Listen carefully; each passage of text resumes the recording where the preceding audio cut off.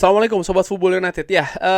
Manchester United di pekan lalu, walaupun kalah menghadapi Wolves, tapi dengan dinamika yang terjadi di pertandingan-pertandingan lain, memastikan ya tidak terdegradasi dari Premier League menuju Championship musim ini. Leicester dan juga Southampton, dua tim ini sudah pasti akan meluncur jatuh ke Championship. Ipswich menurut gue hanya tinggal waktu saja nih, juga akan menemani dua tim tersebut. Ini berarti Manchester United yang saat ini berada di peringkat ke-14 tetap akan berada di Premier League. Tapi di video kali ini gue ingin membahas ya terkait dengan hal tersebut, bahwa gue selama mendukung Manchester United menjadi fans ya, tidak pernah membayangkan bahwa tidak degradasi ya, ini menjadi hal yang menjadi headline dari Manchester United, menjadi sesuatu yang mungkin membuat lega begitu. Ini bukan hal yang biasa sih menurut gue. Bermusim-musim semenjak gue mendukung Manchester United, dan kalau melihat beberapa musim terakhir pun juga pembicaraan Manchester United menuju akhir musim itu adalah apakah Manchester United bisa berlaga di Eropa atau tidak. Apakah Manchester United bahkan bisa berlaga di Champions League atau tidak. Artinya topiknya sekitar itu. Bukan tentang degradasi atau tidak. Judulnya bukan seperti itu. Dan ini juga membuktikan bahwa memang musim ini adalah a season to forget. Sebuah musim yang harus dilupakan. Dan ingin dilupakan mungkin oleh sebagian besar fan Manchester United. Dalam arti musim ini sedemikian buruknya bagi Manchester United. Saat ini Manchester United berada di peringkat ke-14. Peringkat ke-14 ini ya terakhir kali didapatkan oleh Manchester United. Bahkan kalau gue sambil melihat di Transfermarkt ini ya, Manchester United sempat finish di peringkat ke-21. Itu di tahun 1973-1974. Di era Premier League semenjak tahun 92-93 ya. 92-93 betul. Manchester United paling buruk itu berada di posisi ke-8 musim lalu.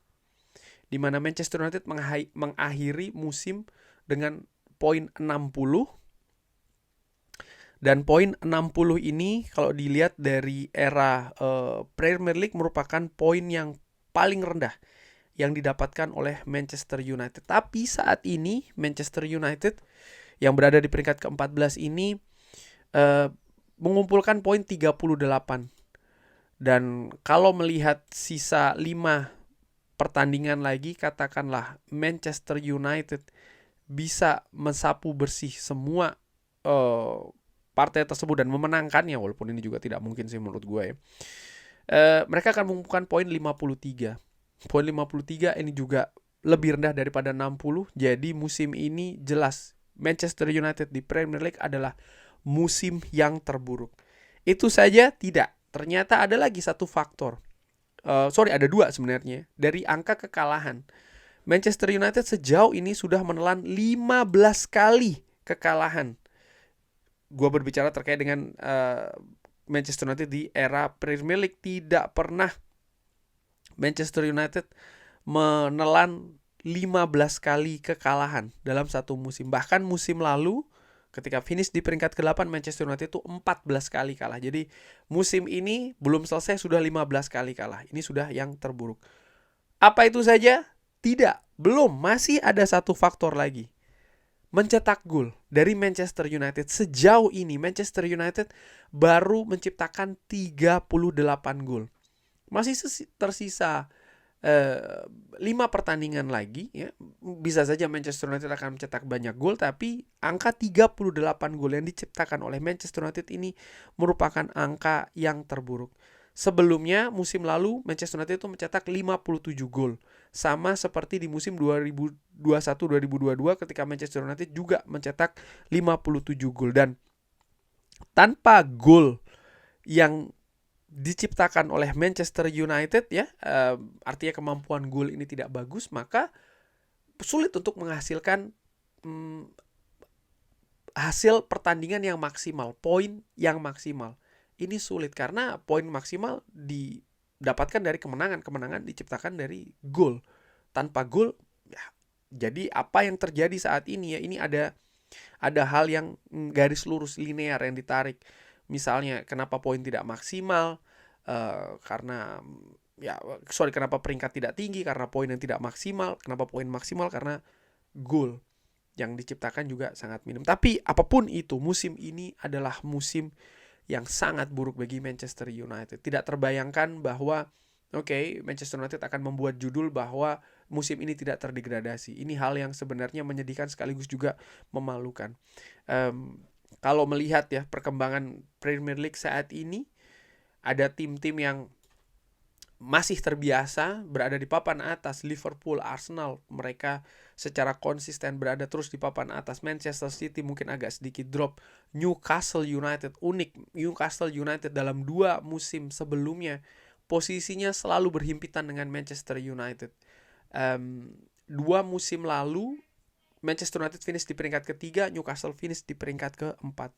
Musim lalu ketika Manchester United finish di peringkat ke-8, Newcastle kalau tidak salah finish di peringkat ke-7. Tapi musim ini, sejauh ini Newcastle berada di posisi ke-4, Manchester United tercecer di peringkat ke-14. Tentu saja ada hal juga yang berbeda yang terjadi di Newcastle dan juga di Manchester United. Perubahan manajemen. Ini membawa situasi hal berganti yang cukup radikal, terutama dari sisi manajemen dan juga staf kepelatihan, dan ini membawa konsekuensi. Misalnya ketika ada pelatih baru yang datang dengan sistem yang baru, dengan formasi yang baru, dengan gaya permainan yang baru, yang completely ataupun sangat jauh berbeda dengan era sebelumnya, ini membawa konsekuensi. Ditambah pergantian ini dilakukan di tengah musim. Ada konsekuensi besar yang harus ditelan ya. Dan inilah yang sedang dialami oleh Manchester United saat ini.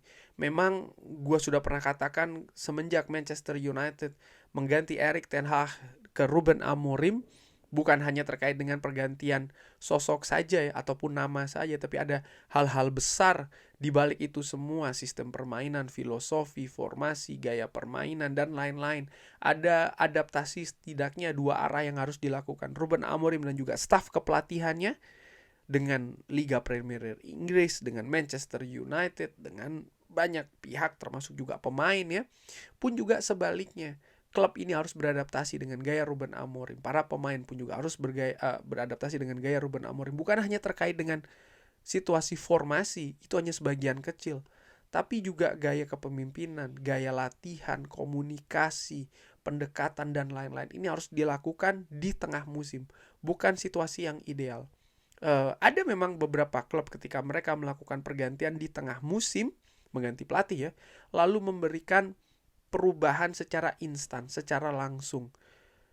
Tapi untuk Manchester United, seperti gua katakan ya, pergantian ini bukan hanya nama saja, tapi ada hal-hal fundamental, pilar-pilar fondasi yang berganti juga. Itu dari sisi tim kepelatihan. Belum lagi dari manajemen.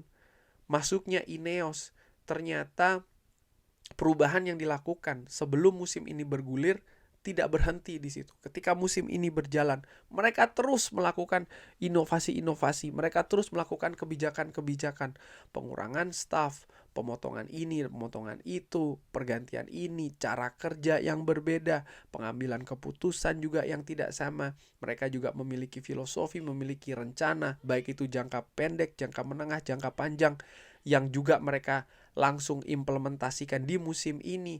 Ada trial, ada error, ada kesalahan, ada pergantian, dan lain-lain. Ini yang mengakibatkan ya, menurut gua kombinasi-kombinasi itu yang akhirnya membawa Manchester United berperforma tidak maksimal. Hasil pun juga demikian. Nah, sepak bola terus berjalan menurut gua. Gue juga berusaha untuk mengaca dari atau melihat ya dari klub-klub yang saat ini menghuni papan atas.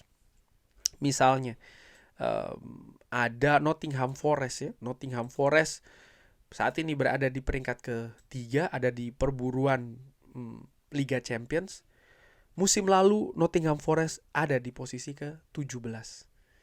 mereka juga melakukan perbaikan yang menurut gue signifikan ya. Tapi ada harga yang harus mereka bayar musim lalu, di mana mereka finish di peringkat ke-17. Newcastle pun juga demikian, saat ini berada di peringkat keempat ya. Tapi bagaimana di awal musim Newcastle United ini juga mengalami dinamikanya sendiri, bagaimana mereka sempat terlempar ya di pertengahan musim ini, terlempar dari 10 besar. Mereka pun juga mengalami penurunan yang signifikan ketika menuju tengah musim ini. Tapi setelahnya ada peningkatan juga yang sangat ekstrim menurut gue. Ada hal-hal yang mereka lakukan di sana. Namun ya Newcastle dengan Eddie Howe-nya tidak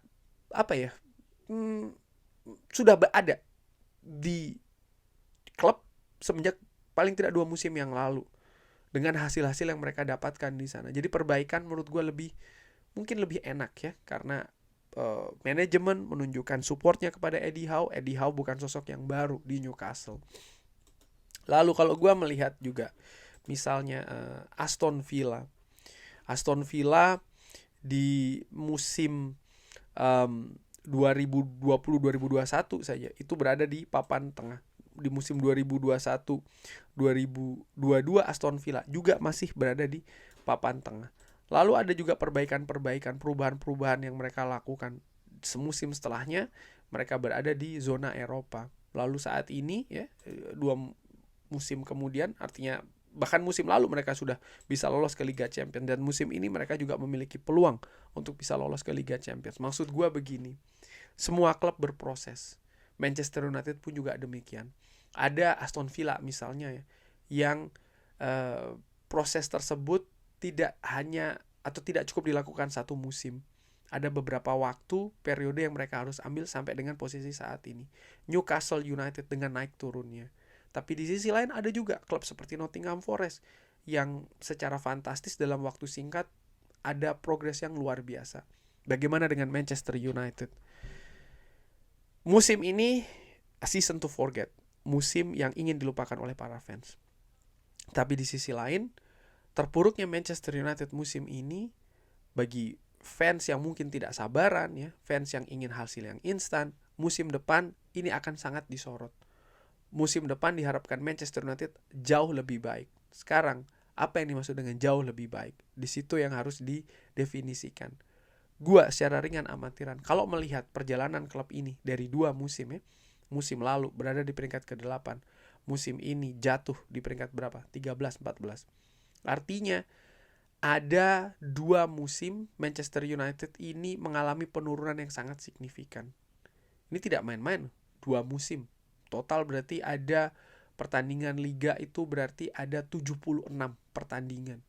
Di mana Manchester United secara keseluruhan progresnya mundur. Lalu dari progres titik ini diharapkan akan naik seperti apa? Ya secara realistis untuk membicarakan gelar juara musim depan, menurut gue masih belum. Gue berharap bisa langsung cepat, tapi secara realistis gue harus menahan itu. Yang gue harapkan adalah Manchester United bisa kembali ke habitatnya, berada di zona Eropa, di pembicaraan menuju akhir musim yang selalu terjadi selama beberapa musim terakhir ini. Selama 5 atau bahkan 10 musim Manchester United bisa tidak finish di zona Eropa, bisa tidak di zona Eropa. Itu dulu menurut gue. Dan sekarang dari apa yang dilakukan oleh manajemen Manchester United dan juga Ruben Amorim, mereka secara konsisten melakukan perbaikan itu, dimulai dari pematangan strategi, formasi, filosofi permainan ya, dan juga rekrutmen. Mereka juga sudah mulai atur, bukan hanya pemain yang akan didatangkan, tapi pemain-pemain yang mereka inginkan untuk dilepas di Manchester United, untuk dijual di Manchester United. Mereka tidak lagi dalam tanda kutip liar dalam melakukannya. Tidak lagi mereka ini terpacu karena mungkin pemberitaan di media ya untuk mendatangkan pemain ataupun melepas pemain. Pun juga dengan fans, mereka tidak terlalu melihat ke hal tersebut ya. Mereka memiliki perhitungan sendiri, sehingga ya seperti gue katakan, mereka menuju lebih dalam tanda kutip lebih rapi.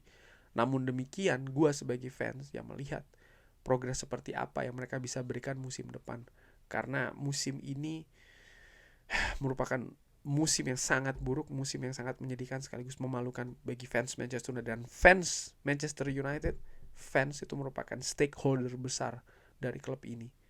Dan semoga manajemen tahu ya terkait dengan hal tersebut, sehingga mereka juga harus melakukan perbaikan dengan segera. Kurang lebih seperti itu. Terima kasih sudah menyaksikan. Jangan lupa like, share, dan juga subscribe. Wassalamualaikum warahmatullahi wabarakatuh. Thank you.